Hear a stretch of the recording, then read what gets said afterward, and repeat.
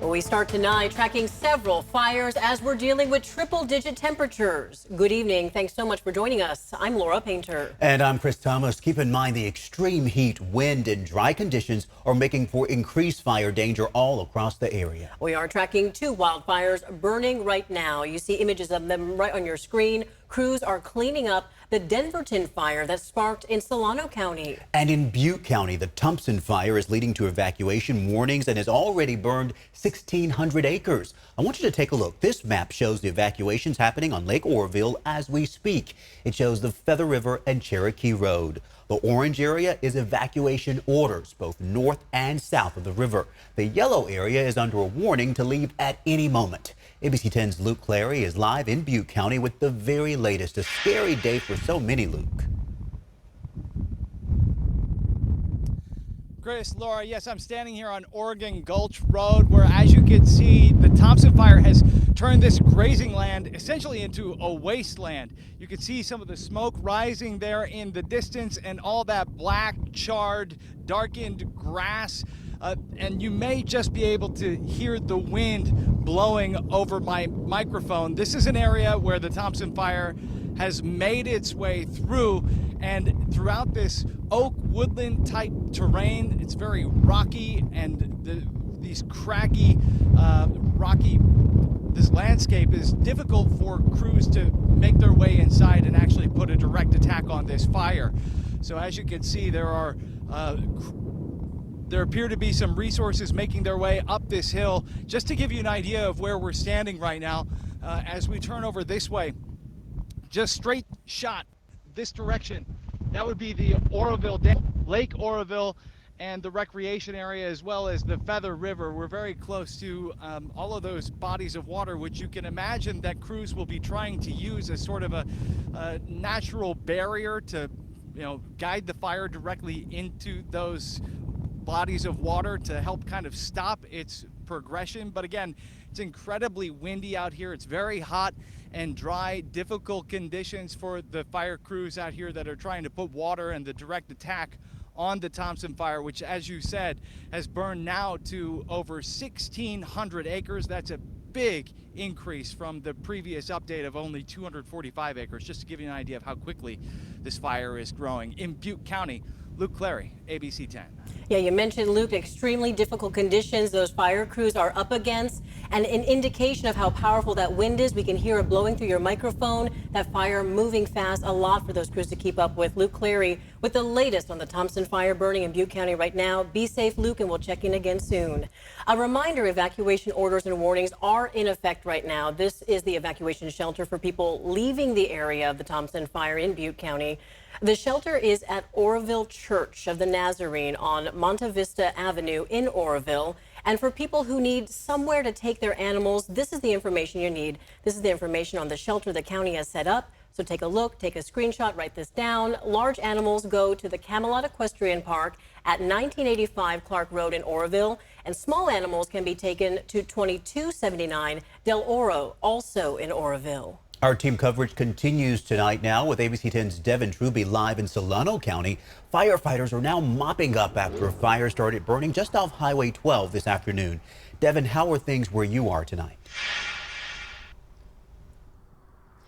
Well, Chris, just a minute ago, traffic can now travel both ways on Highway 12. A full reopening as the Denverton fire took off quickly in these gusty, windy conditions. 470 acres burned. I want you to take a look at what was left behind as crews have almost finished cleaning up with this smoldering, this fire running parallel to Travis Air Force Base and one of its runways. You can see the planes parked in the background behind that charred ground. It's these high temperatures, low humidity, and windy conditions that are perfect fire starts, and it's why Solano County is one of 10 counties where PG&E shut the power off for some residents to prevent wildfires.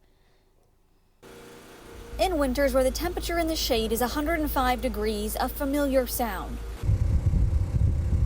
The roar of generators at Bonovich Farm. The plan is to get the hell out of Dodge. We're leaving.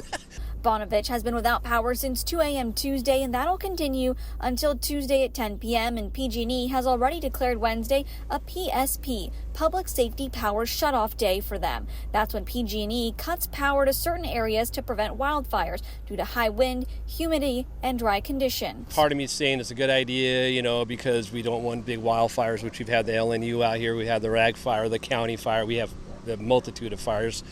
But I think if PG&E was handled properly and it was managed properly, especially in the past, I think now the chickens have come home to roost, so they're having to do these things to cover their backsides. Bonovich is headed to Lake Tahoe. He's already moved his 85-year-old mother because she can't be without air conditioning. Even with $200,000 of solar panels and 6 generators, you still can't run AC. PG&E calling this week an unusual and severe heat event. Since for the past 50 years that we've been tracking weather data closely, we've only seen about 18 events approaching this magnitude. Other counties where PG&E preemptively cut power include Butte, Tulsa, Napa, Shasta, Solano, Sonoma, and Yolo. But they're asking all customers to conserve power 4 to 9 p.m. this week. Well, during these preventative power shutoffs, PG&E coordinates community resource centers where people can go and have access to power and air conditioning. But for today, Solano County actually turned theirs down because they didn't think these outages were going to impact that many people. Reporting live for the Denverton fire in Solano County, Devin Truby, ABC 10. Just a massive burn scar behind you, Devin. She does bring up a good point, though. This is really a good time to check in on any loved ones who may need help staying cool. Devin Truby with the latest in Denver on the Denverton fire. Thank you. And meanwhile, another fire is causing evacuations right now. This one is in El Dorado County off Moccasin Trail near the community of Somerset. The areas impacted include Pleasant Valley Road south to Victory Mine, Hanks Exchange, and Oak Hill. The Moccasin fire is now at 15 acres. We're also tracking the Toll fire. It's burning in Napa County, just north of Calistoga. At last check, the fire has burned 50 acres. It's 10% contained, but the good news is forward progress has been stopped. And this all comes as Monica is tracking a string of weather impact days, very difficult conditions for fire crews. It certainly is, yeah, not to mention the air quality, especially around that Thompson fire. You can see in Butte County there, we've got some unhealthy air developing around some of that smoke. We'll continue to monitor that as well as the ozone, which will unfortunately start to create some deteriorating air quality throughout the entire region. Peak wind gusts for today anywhere from 25 to almost 30 miles per hour. And so that's creating really difficult conditions for fighting these fires. Northwest winds roughly at about 10 miles per hour up and down the valley. Very dry and warm winds, and we're reaching highs deep into the 100s right now. We're at 105 to 106 throughout much of the valley, even 87 for San Francisco. Talking about near record highs here, and our weather impact alert continues now through next week. We are going to extend that excessive heat warning now into next week.